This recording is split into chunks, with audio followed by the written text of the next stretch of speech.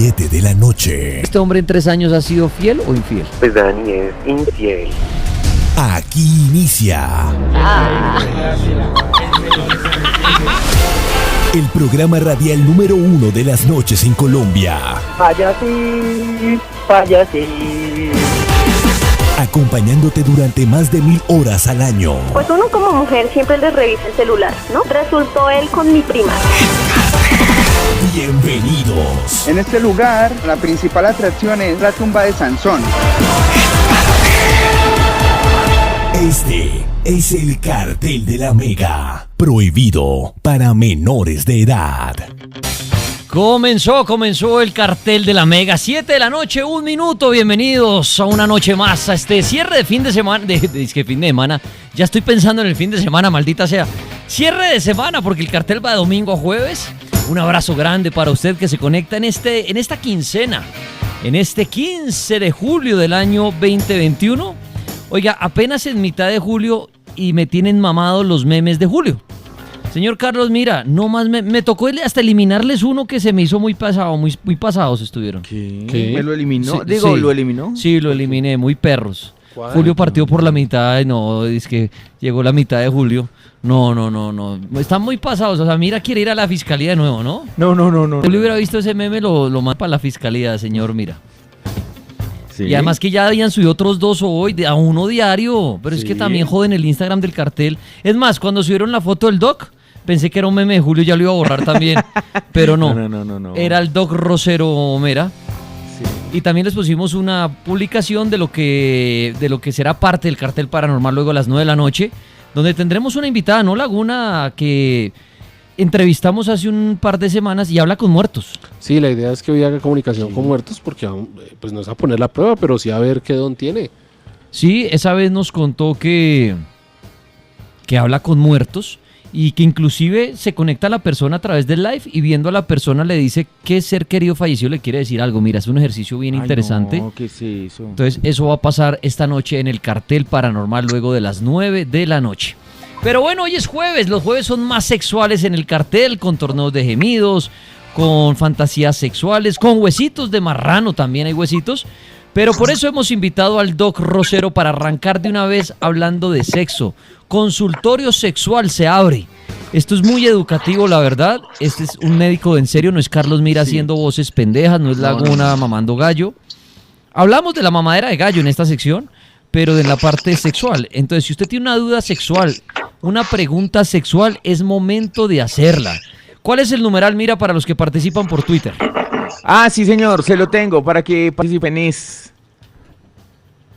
sexo con muertos. Sexo con muertos. Sexo con muertos es el numeral. Sexo con muertos, porque esta primera parte es sexo, en la segunda parte muertos. Sexo con muertos. Si están en Twitter y quieren hacer una pregunta de sexualidad, Doc, me está doliendo, Doc, es que me salió una cosa, Doc, es que con mi pareja ya no tengo relaciones por X o Y motivo, Doc, imagínese que quiero que me crezca, Doc, es que tengo un grano no sé qué.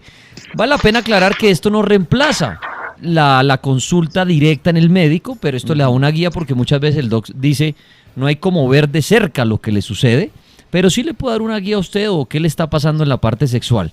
Los que quieran llamar, Laguna, ¿a qué líneas? Mire, al 031-288-4218, se le repito, 031-288-4218 o 031-287-9731, 031-287-9731. Muy bien, entonces, por líneas, por Twitter y por Instagram Live también. Ahí puede dejar usted su pregunta en el chat. ¿Cuál es su pregunta para el Doc Rosero? Mira, pregunta sexual, no le dé pena. Da más pena el día de mañana que tenga que empelotar con su pareja y de pronto su pareja le diga, ay, tiene eso como una mazorca. Y uno, así de grande, no, llena de granos. Ay, tripa. Entonces es mucho mejor de una vez hacer su consulta. Sí, puede pasarle eso, decirle, uy, mijo, eso lo tiene como una yuca. Uy, así de grande y duro, no, así de sucio. Entonces, no vaya a pasar esa vergüenza a usted sin antes ir donde el sexólogo.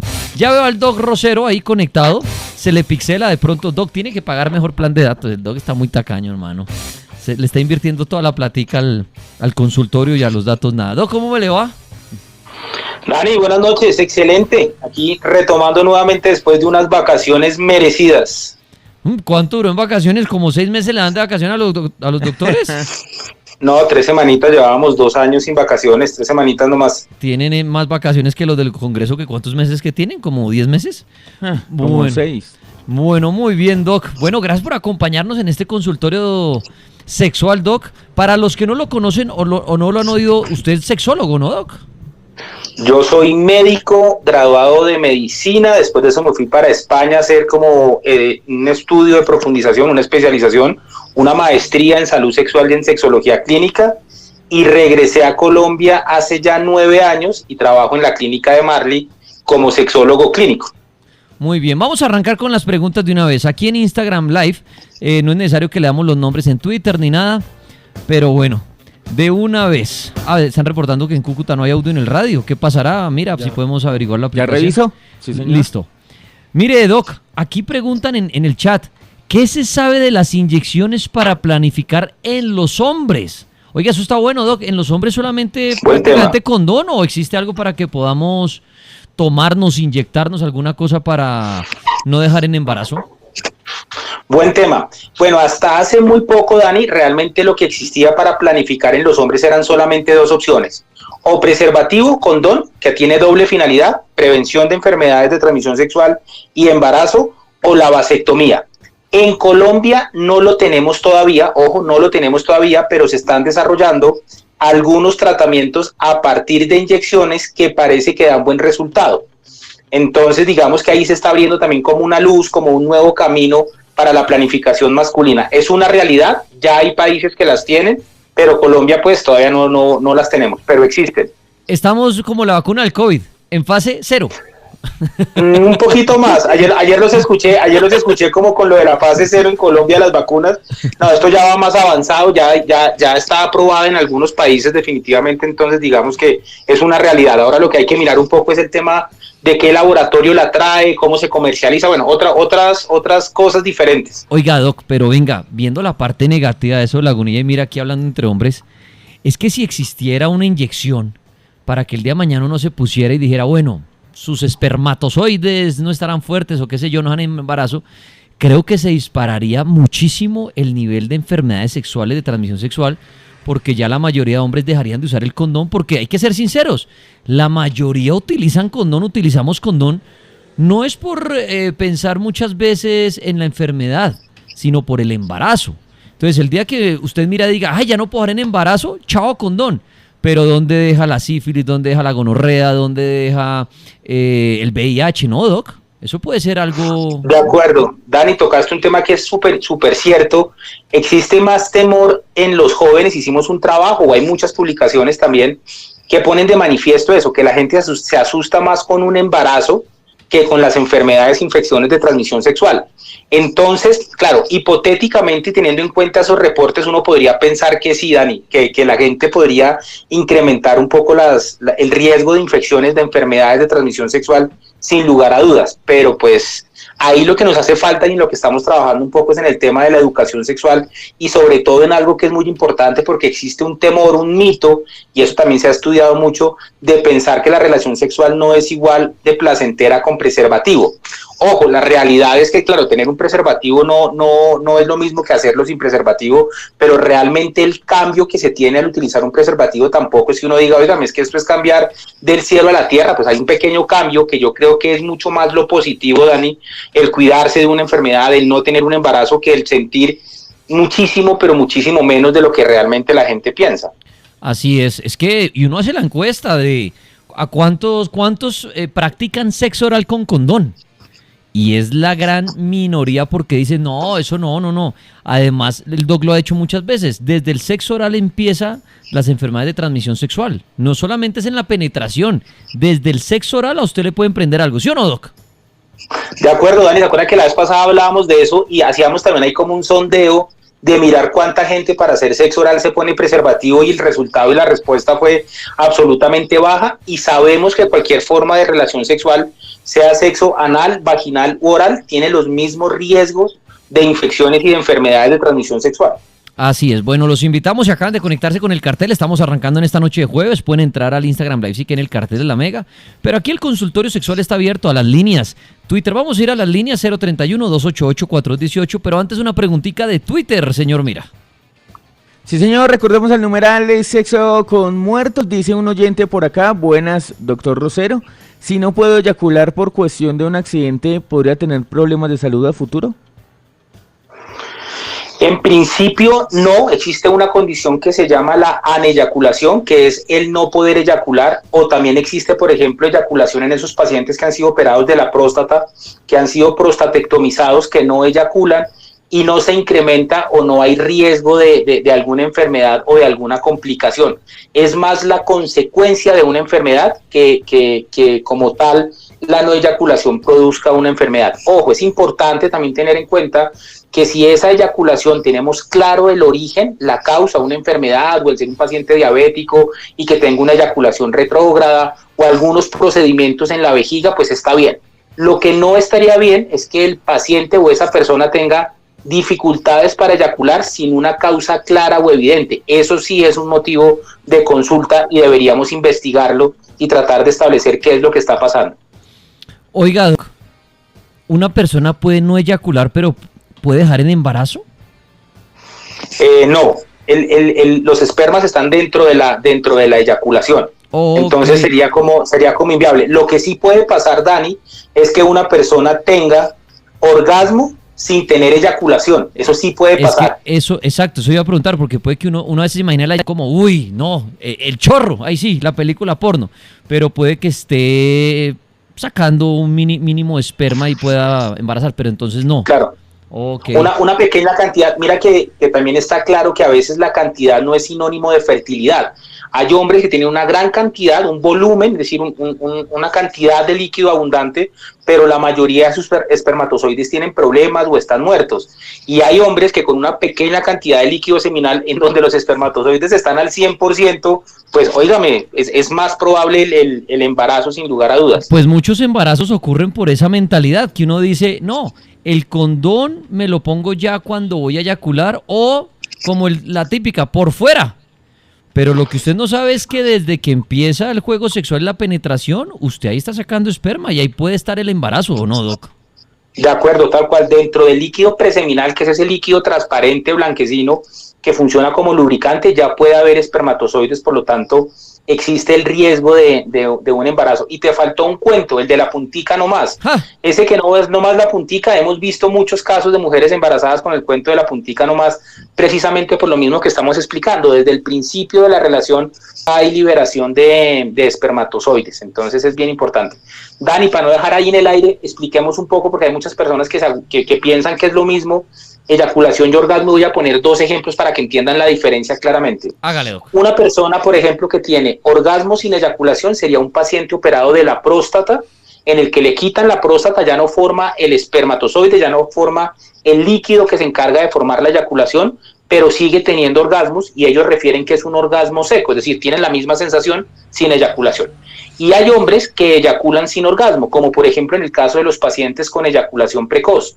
Es tan rápida la eyaculación que no alcanza a haber una activación, que alcanza una excitación cerebral, simplemente lo que pasa es eyaculan sin tener un orgasmo, porque generalmente lo que hay es insatisfacción. Entonces ahí queda claro los 2 ejemplos de esa condición o esa situación. Muy bien, vamos a las líneas, Lagunfly. Aló, la Mega. Sí, muy buenas noches, hablas con Enrique Cartagena. Enrique, una pregunta para el doctor. Adelante, pregunte. ¿El hombre hasta los cuántos años de edad puede embarazar a una mujer? Uy, hasta qué edad. Excelente pregunta. Hasta que se muera, hasta el último día. Los hombres, a diferencia de las mujeres, no dejamos de formar y de producir espermatozoides. Obviamente, la calidad y la cantidad con el paso de los años se va modificando.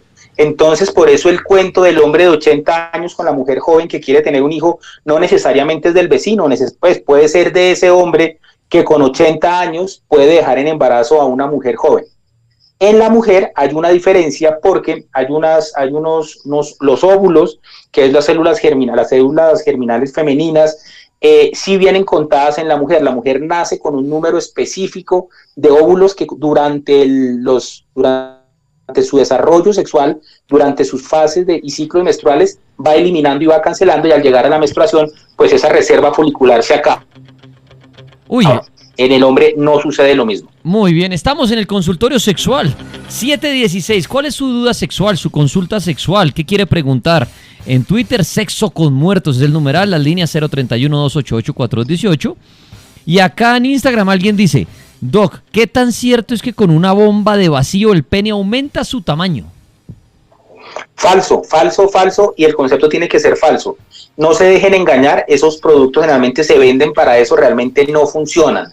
Las bombas de vacío y el vacuum tienen una indicación médica que es favorecer o hacer que un hombre tenga erección, pero no aumenta el tamaño del pene, o si no, pues ya desde pequeño le diríamos a los pacientes, todo el mundo a comprar una bomba de vacío. O sea, yo creo que todos los hombres compraríamos bomba de vacío y celular si eso funcionara tan efectivamente, cosa que no es cierta. Oiga, que hacen una pregunta relacionada al tema, pero la voy a leer. ¿Qué pasa si un hombre tiene relaciones con un muerto, Doc? Eso se llama necrofilia, que es el gusto y el placer por tener relaciones sexuales con los muertos. Se llama o hace parte de las parafilias, que son las conductas sexuales que se salen de lo normal o de lo esperado socialmente.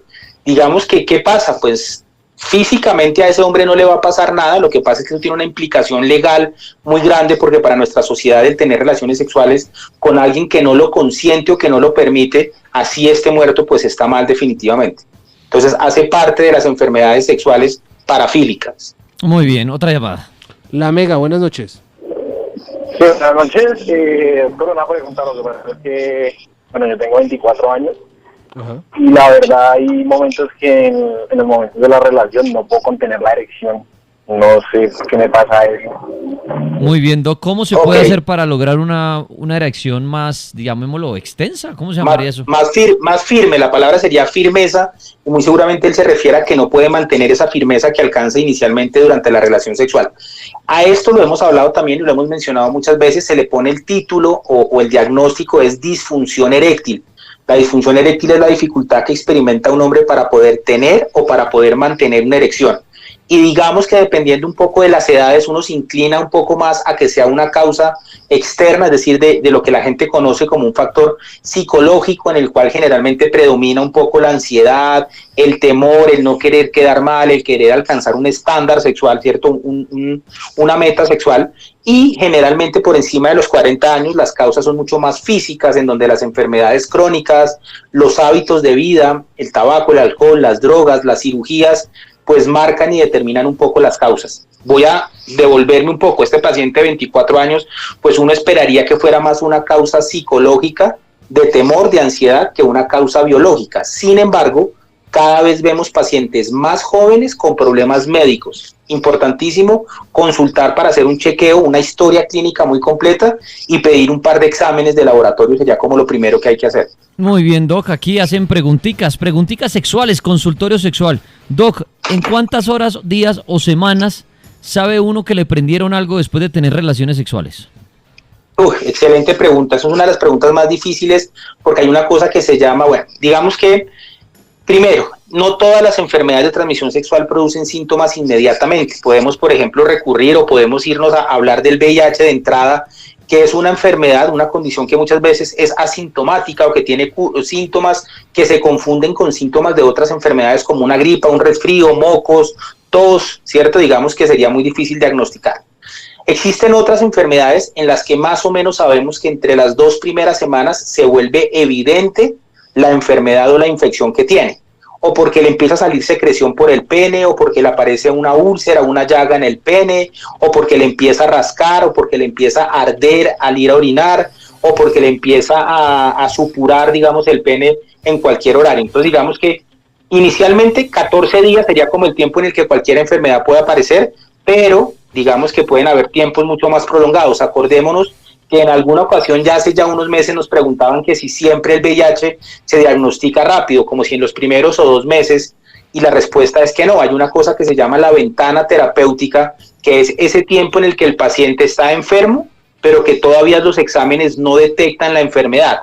Hoy en día es cada vez más difícil que eso suceda por la tecnología de las pruebas diagnósticas, pero pues puede llegar a suceder. Entonces, siempre el mensaje es cuidarse todo el tiempo. Muy bien, Twitter, mira, ¿qué preguntan por ahí en el Twitter? Sí, señor, preguntas con el numeral de hoy, sexo con muertos, dice por acá un oyente, Doc, ¿cómo se puede hacer crecer más el pene? ¿La única forma es quirúrgico? ¿Y qué tan costoso, doloroso y qué consecuencias trae a futuro? Bueno, de entrada les voy a decir que no es un procedimiento que se haga en todas las personas. Yo sé que todos quisiéramos ser como el negrito del WhatsApp, pero la realidad es que no se puede hacer. Esa no es la realidad. La mayoría de preguntas y de pacientes que consultan por este tema no son candidatos para hacer un procedimiento que hacen los urólogos que se llama alargamiento peneano, en donde básicamente lo que se corta es un tendón, un ligamento que suspende al pene. Y realmente son muy, pero muy poquitos los pacientes que son candidatos y realmente el crecimiento que se logra no es en la erección, sino visualmente. Imagínense ustedes gráficamente que lo que se pretende hacer con la cirugía es cortar el ligamento que suspende al pene. Entonces, si yo corto el ligamento, el pene lo que va a hacer es caer más, se va a ver más grande, pero a la hora de la erección lo que uno tiene es con lo que uno cuenta. O sea, no existe nada en el mundo al día de hoy que el pene de uno sea más grande en la erección. Exactamente. Visualmente, en reposo, Dani, como te digo, sí existe esa cirugía, pero que los cuerpos cavernosos crezcan mucho más, hoy en día no es tan viable. Había un procedimiento que cada vez se hace menos, y son muy pocos los urólogos que lo hacen, que es utilizar una cosa que se llaman extensores peneanos. Ustedes no sé si se acuerdan de esa comunidad en el cual las mujeres se van poniendo un aro en el cuello y se les va creciendo y van estirando el cuello, ¿cierto? Sí. Digamos que bajo ese mismo principio hay un aparato que se llama dilatador, que se pone en el pene, pero realmente extremadamente doloroso, requiere de mucha constancia y no son muchas las personas, los profesionales que tienen la experticia para poder hacerlo. Muy bien, preguntas en nuestro consultorio sexual. Doc, por aquí una mujer pregunta, ¿cuál es el método anticonceptivo más confiable que esté cerca al 100%? No hay ninguno, como dice, cercano al 100%. El más seguro es la cirugía y ni siquiera la cirugía nos da seguridad del 100%. Hoy en día existen muchísimas opciones anticonceptivas que en función de la historia personal de cada mujer, de la edad de cada mujer, de lo juiciosa que sea para tomar los anticonceptivos, uno puede escoger cualquiera de las formas de anticonceptivos. ¿Cuáles son esas formas? Inyecciones, medicamentos orales, medicamentos o dispositivos que se ponen dentro del útero, con y sin hormonas, parches, anillos vaginales. Aquí uno podría decir que existen múltiples opciones y el mejor anticonceptivo es para cada mujer, es decir, uno no puede poner como regla general que sean para todos el mejor anticonceptivo, porque lo que a una mujer le funciona, a otra le puede producir efectos adversos. Y eso, Dani, es tal vez una de las cosas más comunes que vemos en anticonceptivos. El que las mujeres dicen, óigame, es que el anticonceptivo no me funcionó. Y cuando uno le pregunta, óigame, ¿quién se lo recomendó? No, a mí, mi vecina. Error. Todos los anticonceptivos tienen que ir bajo una cosa que se llama asesoría en planificación, que todas las EPS y todas las consultas particulares lo tienen. Doc, ¿por qué sangra el pene después de tener relaciones sexuales? No es normal que el pene sangre, no tiene por qué haber ni sangrado ni dolor. Si estamos hablando de un hombre joven, muy seguramente lo que hay que mirar un poco es si no tiene fimosis o si no tiene alteraciones en el frenillo, que serían como las dos causas más frecuentes. Otras menos frecuentes, infecciones, por ejemplo, también tendríamos que descartar ahí. Mi recomendación es valoración no por sexología, sino por urología directamente. Uy, mira, sexo oral con un frenillo con bracket puede sangrar con seguridad. Sí, ve, yo dije que mucho cuidado, ustedes no me creyeron. Por eso estamos esperando que Mira se quite los brackets. Laguna, llamadita. La Mega, buenas noches. Sí, hola, buenas noches. Buenas noches, ¿qué pregunta tiene para el doc? Al doctor le tengo la siguiente pregunta. Tengo 30 años y en el momento de eyaculación siempre sale sangre y es un problema ya continuo. Lo que hablábamos ahorita, la sangre en la eyaculación. ¿Cierto? No es normal. Ya de entrada hay que ir directamente a la consulta. Ya hay que mirar de pronto. Las causas más frecuentes son infecciones o alteraciones de la próstata, que tenga una prostatitis o una infección de la próstata como tal, o que tenga alguna otra enfermedad que no son lo más frecuentes, pero que requiera manejo prioritario. Mi invitación es consulte lo más pronto posible porque no es normal que esté presentando eso. Doc, alguien en los diferentes chats pregunta por el olor de su novia, que es un olor muy fuerte el que tiene en sus partes íntimas, que si esto es normal. Bueno, esa pregunta empecémosla respondiendo de la siguiente manera. Hay que tener en cuenta que todas las mujeres tienen un flujo y que tienen un olor característico. No es cierto que las mujeres no produzcan flujo y que no tengan olor, es decir, normalmente tiene que haber un flujo y la vagina tiene que oler a vagina, ¿vale? Lo que no es normal que ese olor sea fétido o sea, digámoslo, incómodo para la pareja o para la misma persona. En ese momento uno tiene que evaluar otras características en asocio con eso. Ha tenido un flujo diferente al que normalmente tienen. Las mujeres tienen que tener un flujo que es inoloro, transparente, blanquecino, en pequeña cantidad y que no tiene que oler feo. Entonces uno le pregunta inmediatamente, ¿has tenido flujo abundante, verde, amarillo? ¿Has tenido rasquiña o incomodidad a nivel vaginal? Ya ahí uno podría hacer como la sinopsis de decir, ese olor es producto de una infección o ese olor definitivamente es el olor típico para esa mujer. Dice acá, buenas noches, doctor. ¿El montar bicicleta afecta algo el pene o algo similar? Uy, muy buena pregunta. Hace poco también hice un post precisamente porque como ahora está de moda lo del ciclismo, definitivamente sí puede llegar a producir algo de alteración el sillín sobre los nervios que van a nivel del periné y podría llegar a producir algún tipo de alteración. Entonces, por eso es que salieron los sillines los sillines prostáticos, como se conoce, que precisamente tienen un canal en la mitad para disminuir la presión que se produce sobre esos nervios que están en el periné. Muy bien, Twitter, mira, ¿qué dicen? Hay muchas preguntas tripas, las pueden dejar tranquilos, no vamos a decir el nombre, con el numeral sexo con muertos. Pregunta, Doc, ¿qué es el esmegma y si lo tiene, cómo se puede quitar? El esmegma es absolutamente normal, absolutamente frecuente en los hombres, algunos hombres lo producen más que otros, ¿cierto? Y digamos que es producto precisamente de ese recambio celular. Las células van cambiando, van produciendo una secreción normal que en algunas personas se puede acumular y puede llegar a producir infecciones o puede llegar a ser bastante fétido. Dicen acá, Doc. Buenas noches, Doc. ¿Es normal que un hombre no quiera tener sexo seguido? Mi esposo dice que sí se excita, pero estamos cada 2 meses una sola vez. Uy, ese es otro tema polémico y también que me gusta mucho tratar. Y voy a decir 2 cosas para contextualizar un poco la respuesta. La primera es que los hombres no siempre estamos como los Boy Scouts, siempre listos. Ese es el imaginario que tenemos nosotros de que los hombres tenemos que responder sexualmente siempre cuando nos lo piden. A los hombres también nos duele la cabeza y a veces no queremos tener actividad sexual. Y ese imaginario social ha hecho que frente a la ausencia de actividad sexual, las parejas de esos hombres que por alguna condición no quieren tener actividad sexual se cuestionen muchísimo. Cosas como, por ejemplo, ya no me quiere, no me desea, tiene otra persona, cambió su orientación sexual, cuando realmente lo que vemos es que su frecuencia sexual en ese hombre es un poco menor. Entonces, ese contexto de lo que estoy hablando me permite decir que no siempre es patológico que los hombres no tengan relaciones todos los días y que puede ser normal que en un hombre pues se espacie un poco las relaciones. También es importante decir que en las relaciones estables, y de esto no es ajeno ninguna persona, vamos teniendo menos relaciones sexuales a medida que vamos transcurriendo los tiempos. Obviamente uno no puede comparar una relación a los primeros 3 meses de noviazgo, que en donde uno solo quiere tener actividad sexual, por eso se llama novio, porque uno no ve la hora de estar con la persona, ¿cierto? No vio la hora. Y después de eso va disminuyendo ese tiempo y obviamente va teniendo uno menos relaciones sexuales. Entonces, si uno a pesar de hacer esas variables y tener en cuenta eso, sigue considerando que tiene disminución del deseo sexual, pues ahí sí tiene que consultar. ¿Cuáles serían las causas más frecuentes para que un hombre, como la oyente nos dice, tenga disminución del deseo sexual? La causa principal en los hombres es un tema hormonal, que por alguna cuestión se haya disminuido algunas hormonas que son fundamentales o que se hayan aumentado algunas otras hormonas. Y el ejemplo típico, entonces la persona va a decir, pero entonces estoy enfermo. No está enfermo. Pongamos un ejemplo. Un carro recién sacado del concesionario sin gasolina, ¿funciona o no funciona? No funciona. No funciona, no marcha, a pesar de que el carro está perfectamente bien. En sexualidad puede pasar lo mismo. Puede ser que yo físicamente no tenga ningún problema, pero que mis hormonas sexuales por alguna cuestión se hayan disminuido.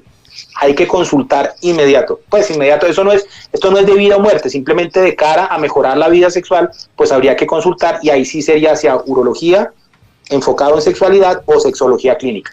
Muy bien, 7 de la noche, 30 minutos. Muchas preguntas sexuales en esta noche, es jueves más sexual en el cartel y para eso está el doc Rosero Mera, quien nos acompaña. Ahorita les da los datos. Si quieren hacerles alguna pregunta ya en privado, él tiene un consultorio y todo. Si por acá les da pena, tranquilos que van a poder consultarlo. Lagunilla en la línea.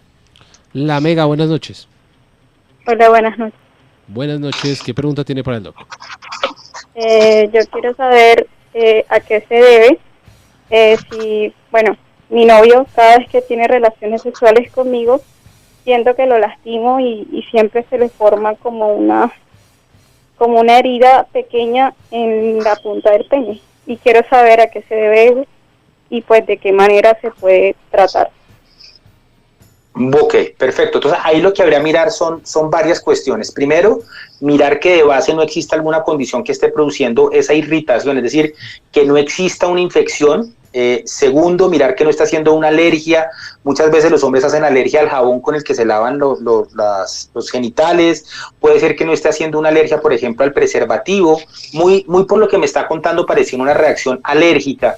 Inclusive, y así no sea tan frecuente, hay hombres que tienen reacciones alérgicas al fluido vaginal. No es muy frecuente, pero hemos tenido muchos pacientes que hacen alergia precisamente al flujo vaginal. Entonces, ahí lo que hay que hacer es tratar de descartar la causa, hacer una historia completa, y si es una alergia, uno pues lo puede manejar como si fuera una alergia en cualquier otra parte del cuerpo. Mire, doctor, tocando un tema muy importante, acá un hombre dice que quiere entrar al mundo del gimnasio y todo eso, pero dice que un amigo le está diciendo que se inyecte o tome cosas, estoy tratando de entender, pero que le da miedo porque dicen que eso hace perder la erección. ¿Qué tan cierto o falso es eso? Absolutamente cierto. Recomendación, hay que ser ético, está haciendo muy bien al evitar utilizar estos productos.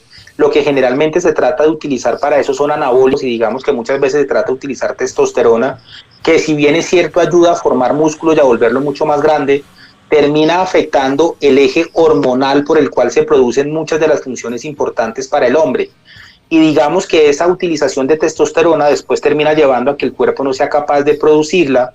La testosterona es fundamental para producir la erección, por lo tanto después terminan habiendo problemas de erección y pueden haber otros problemas metabólicos que terminan afectando también el funcionamiento adecuado de una estructura que se llama el endotelio, que es la estructura que se encarga de producir o de favorecer también la erección. Entonces, abstenerse, y esa es mi recomendación, abstenerse de utilizar esos productos porque el impacto en sexualidad es notorio, severo y muy difícil de revertir.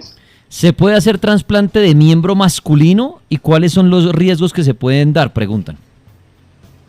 En teoría, cualquier parte del cuerpo se puede trasplantar. Digamos que sí es cierto, si no estoy mal, se hizo un trasplante hace un par de años. No recuerdo el resultado final del procedimiento, si fue exitoso o no, pero digamos que se logró llevar a cabo. Lo que pasa es que hoy en día uno no hace trasplantes o muchos trasplantes del pene pensando en mejorar la erección, si hacia allá va la pregunta, porque los urólogos y en salud sexual se cuenta con una cosa que se llaman las prótesis peneanas, que son dispositivos hidráulicos que se ponen dentro del pene y que permiten que los hombres tengan erección cuando quieren tener relaciones sexuales. Muy bien. Oiga, hablando de las erecciones de los hombres, Doc, que hoy tanta gente dice, oiga, lo de la pastillita, tomarse la pastillita, ahorita al principio había una pregunta ahí en el chat, que decían que con qué tiempo uno debe tomarse la pastilla de la erección. O sea, eso funciona y uno dice, ay, hoy, esta noche va a tener posiblemente sexo. ¿Se toma uno la pastilla o es 5 minutos antes de llegar al encuentro sexual o durante el encuentro sexual? ¿Cómo es eso de la pastilla para los hombres? Ok, hablemos de lo primero. La idea es no automedicarse. Acordémonos que es un medicamento y como tal puede tener efectos adversos. Y digamos que esos efectos adversos pueden llegar a ser severos en algunos pacientes. ¿Listo? Entonces, vamos a hablar de que es un paciente que está formulado por prescripción médica. Cuando está formulado por prescripción médica, generalmente es poco probable que tengamos un efecto adverso grande, severo, más allá de los efectos, digamos, aislados de la medicación. Existen diferentes medicamentos, Daniel.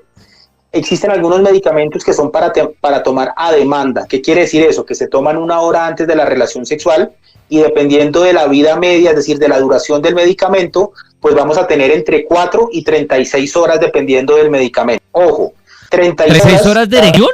No, ya abrió los ojos y entonces va a contestar bien la pregunta. Pero... Imagínese eso, uno llega todo el fin de semana así, uno al otro día que estaba que visitar a la abuelita y darle un abrazo. Una erección no puede durar más de 4 horas porque si no se llama priapismo y es una urgencia para los médicos que hacemos salud sexual. Entonces, el efecto al que me refiero es el efecto que si existe una estimulación, el paciente puede lograr la erección, y esto es también muy importante decirlo. Cuando uno se toma el medicamento, si uno no busca la excitación, si uno no se excita, el medicamento no produce erección, es decir, es como si no estuviera pasando absolutamente nada. El medicamento funciona cuando la persona se excita y ayuda a los vasos sanguíneos a lograr la erección. Eso también es bien importante tenerlo en cuenta. Entonces, el efecto al que hago referencia es el tiempo bajo el cual, si hay excitación, puede funcionar el medicamento. Y vuelvo y digo, van desde las 4 horas hasta las 36 horas, dependiendo del medicamento y dependiendo para qué lo quiere uno formular en un paciente. Okay. Y hay otros medicamentos que no se llaman a demanda, sino que se llaman de mantenimiento o que se toman todos los días, porque uno está buscando otro tipo de ventaja, es decir, hacer que el paciente no esté condicionado a tener que tomar un medicamento, sino que las pueda tener en cualquier momento, relaciones más espontáneas, quiere buscar efectos también descritos para los medicamentos como una mejoría, por ejemplo, en la próstata, o quiere llegar a mejorar un poco el sistema de circulación. Entonces, son dos grandes grupos que en función de la historia clínica nosotros les recomendamos al paciente cada uno de esos medicamentos. Twitter, numeral sexo con muertos. ¿Qué preguntas en los tuiteros? Ya voy a ir a la línea. Sí, señor. Un oyente dice, numeral sexo con muertos. Doc, hace tiempo tengo dolor en un testículo. Me dicen que es un desgarro y me mandaron a cambiar los boxers, pero me sigue doliendo. ¿Qué debo hacer? Yo creo que ahí de pronto hubo una mala interpretación en el testículo como tal. No existe un desgarro como tal porque no es un músculo como tal. Entonces digamos que lo que puede haber es algunas otras condiciones como quistes, como agua, que sería un hidrocele, o pueden haber venas varicosas, que sería un varicocele. Entonces yo creo que en función de un estudio ecográfico testicular uno podría mirar un poco más de qué se trata. Si hay dolor, no deje pasar más el tiempo y consulte nuevamente. Lo de los boxers sí es cierto que puede llegar a estar asociado a algún tipo de dolor o inclusive algún tipo de trauma de torsión testicular. Por eso siempre se recomienda que para las prácticas deportivas las personas utilicen un calzoncillo un poco más ajustado, ¿cierto? Pero en principio yo pensaría que más que el desgarro es alguna otra de las condiciones de las que les mencioné. Consulta. Ecografía importantísimo. Muy bien. Lagunilla, ¿quién llama? Vamos a ver. La Mega, buenas noches. Hola, buenas noches. Buenas noches. ¿Qué pregunta tiene para el Doc? ¿Cómo están, muchachos? Buenas noches, Doc. Le quiero preguntar sobre un tirón en la parte entre el ano y donde comienzan los testículos. La famosa niez. La famosa niez. Cuando uno estornuda, pues bueno, me pasa que uno estornuda de vez en cuando y hace como que contrae el cuerpo y se siente un tirón. O sea, ¿le duele la niez Okay. cuando hace fuerza o cuando estornuda? Cuando estornudo, cuando hago fuerza, no solamente cuando estornuda, que el cuerpo se contrae o Ahí duele. duele, si hay un tirón. Vea pues. Doc, Vale. ¿hay qué? Interesante esa pregunta. Hay que acordarnos de que existe una estructura a nivel de la pelvis, se llama el piso pélvico, que es un conjunto de músculos que básicamente lo que hacen es funcionar como una red, como un soporte para los nervios, entonces, para los órganos, digamos, internos. En ese orden de ideas, digamos que cuando se hace una presión de Valsalva, cuando se hace mayor presión a nivel abdominal, pues básicamente lo que pasa es que se puede generar presión sobre esos músculos que están debilitados y en ese orden de ideas pues producir algún dolor. Ahí sería interesante ir a fisioterapia de piso pélvico para ver si existe algún debilitamiento o alguna alteración de ese piso pélvico. Muy bien, preguntas en el consultorio sexual, 7 de la noche, 39 minutos. Siempre hay una pregunta que llega aquí al consultorio sexual y está relacionado al sexo anal, Doc. Preguntan, y ahí sí podemos hablar un poco, que si es bueno, que si es malo, que si se contagia uno de más enfermedades, que las mujeres dicen me da asco o me duele, el hombre dice que por favor, que quiero por ahí. ¿Qué se puede decir del sexo anal, Doc? Bueno, yo creo que podemos decir que definitivamente es una práctica sexual válida siempre y cuando las dos personas involucradas quieran hacerlo, es decir, que el que lo quiera hacer la pareja esté de acuerdo en querer hacerlo, no existe una alteración o no se es un enfermo sexual por querer tener sexo anal, sería lo primero. Lo segundo, ratificar y volver a validar que tener actividad sexual definitivamente de tipo anal es una fuente y una forma de contagio de las enfermedades e infecciones de transmisión sexual. Tercero, que no es una zona que esté lubricada naturalmente, por lo tanto hay que utilizar lubricantes. Tiene que ser de dos tipos, lubricante a base de agua o lubricante a base de silicona, cualquiera de los dos funciona muy bien. Importante, los juegos sexuales previos, no se puede hacer una penetración anal directamente porque obviamente no es una zona que esté preparada para poderse dilatar rápidamente, entonces digamos que los juegos sexuales lo que van a hacer es generar una atmósfera, un espacio placentero para poder hacer. Y muchas veces y muchas parejas, si funciona muy bien, es la utilización de plug anales, que son pequeños dilatadores del ano, que básicamente lo que hacen es favorecer que el esfínter se vaya dilatando, se vaya abriendo, para que a la hora de tener la relación sexual, pues haya menos dolor y sea menos incómoda. Oiga, Doc, ¿es normal que uno a medida que se va volviendo más viejito se vuelva más calenturiento? Es absolutamente normal. No, pero en serio, porque claro, uno dice, no, entre más viejito o no le va a funcionar o se le acaba el apetito sexual, pero se puede dar la situación que uno esté envejeciendo y diga, oiga, pero ahora me está gustando más el sexo, me excito más, ¿eso es normal o eso es anormal? Eso es absolutamente normal y por eso es que tenemos tantos pacientes de edad adulta nosotros en el consultorio, porque las personas después de haber superado todas las adversidades que tienen, después de haber cumplido sus metas personales, laborales, se dan cuenta que quieren volver a las cosas básicas que le producen bienestar y calidad de vida, y la sexualidad sin lugar a dudas es un pilar fundamental de la calidad de vida. Cuando ya estamos mayores, tenemos a los que tenemos hijos, tenemos a los hijos ya digamos con educación, tranquilos, que ya se fueron de la casa, tienen sus hogares, ¿uno en qué vuelve a pensar? Pues vuelve a pensar en uno, básicamente ya ahí aparecen los pilares fundamentales de la calidad de vida y la sexualidad. Hay un estudio que inclusive demuestra que las personas adultas son un grupo importante en los cuales existe la autoestimulación, la masturbación vuelve a tener un impacto bastante grande precisamente por ese impulso al que haces referencia. Oiga, Doc, ya que nombra a los hijos, y nos pasa mucho en la sección de los casainfieles, que muchas mujeres llaman y dicen, mi esposo después de tener hijos, como que no me toca, no me hace el amor, cambia. Muchas parejas entran en una crisis después de que la mujer da luz. Entonces eso es una pregunta, ¿el tener hijos hace que el hombre o que la mujer pierdan el apetito sexual directamente con su pareja o con las demás personas, qué sé yo, después de los hijos? Mira, Dani, el tener hijos definitivamente genera un impacto muy grande en varios aspectos que tienen una implicación directa en la sexualidad. Primero, fisiológicamente la mujer cuando está lactando y en el posparto, hormonalmente está diseñado para que no exista deseo. Las hormonas que se encargan de producir la leche y todo eso son hormonas que tienen un impacto en la sexualidad y por eso sabemos que inclusive después de los primeros 6 meses una mujer tiene disminución del deseo sexual como una condición absolutamente normal, ¿cierto? Que se va recuperando o que va aumentando con el tiempo. Segundo, las mujeres no lubrican igual, por lo tanto tienen dolor y nadie con dolor quiere tener relaciones sexuales, por lo tanto disminuyen también la actividad sexual, ¿vale? Perdón, que ahí entró. Sí. Sí, es que, entonces disminuye la actividad sexual. Y a los hombres... Sí, es que entró una llamada al teléfono donde estamos haciendo el live, entonces se cortó ahí un minuto. Adelante, Doc, lo vimos. Ok, entonces por las causas físicas, por el dolor que presentan, y lo tercero por el cansancio, no tienen un buen descanso porque se están levantando a lactar, no tienen un buen descanso y en ese orden de ideas, pues uno cansado no quiere tener actividad sexual. Eso por el lado de la mujer. En el lado de los hombres muchas veces es un temor a no generar malestar o incomodidad que los lleva a evitar las relaciones sexuales. Hay una parte que también es cierta y no es la más frecuente, que frente a los hijos, los hombres tienen cierta dificultad porque ven unos cambios físicos en sus parejas que les producen pues no el mismo placer que tenían antes. Digamos que esa es la gran minoría y digamos que eso hace parte de una baja educación sexual, el no entender que es un cambio transitorio y que estamos frente a la mujer que le toca vivir una cantidad de cambios.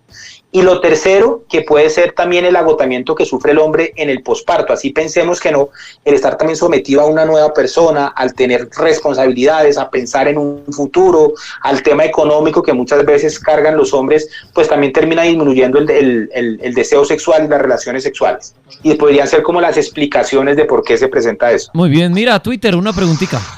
Sí, señor. Pregunta numeral sexo con muertos. Doc, ¿para los hombres es mejor orinar sentado o parado?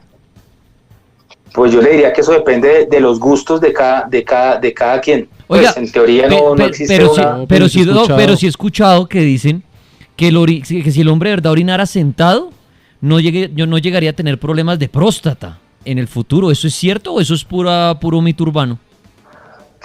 Dani, yo no tengo evidencia científica para avalar la respuesta que voy a dar. No te podría decir si sí o si no por orinar sentado haya mayor posibilidad de enfermedades de próstata. Creo que toca averiguar un poco más al tema, pero en principio para mí no debería existir una diferencia en hacerlo en cualquiera de las dos posiciones.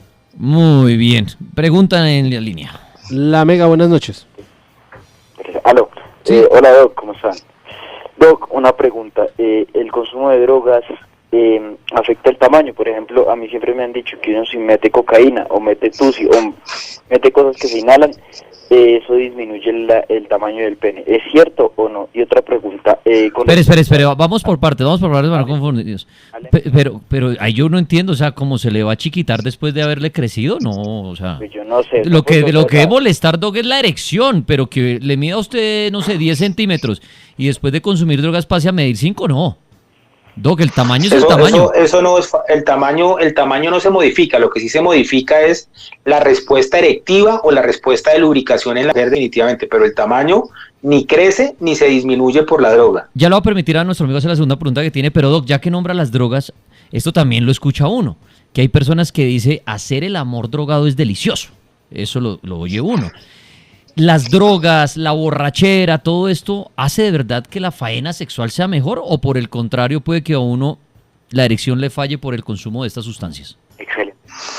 Ahí tendríamos que hablar de dos momentos, es decir, agudamente o crónicamente. Voy a contestar primero lo de crónicamente. Sabemos que el consumo habitual y crónico de drogas y de alcohol terminan dañando la respuesta sexual por dos mecanismos, porque dañan las arterias, el sistema de dilatación de las arterias para la erección y para la lubricación, y porque el consumo de algunas drogas, como por ejemplo del cannabis, de la marihuana, termina disminuyendo o llevando a que se disminuyan los niveles de testosterona, que es la hormona del deseo y una de las hormonas que también participa en la erección. Entonces, no funciona crónicamente, no es un buen aliado las drogas ni el alcohol para la respuesta sexual.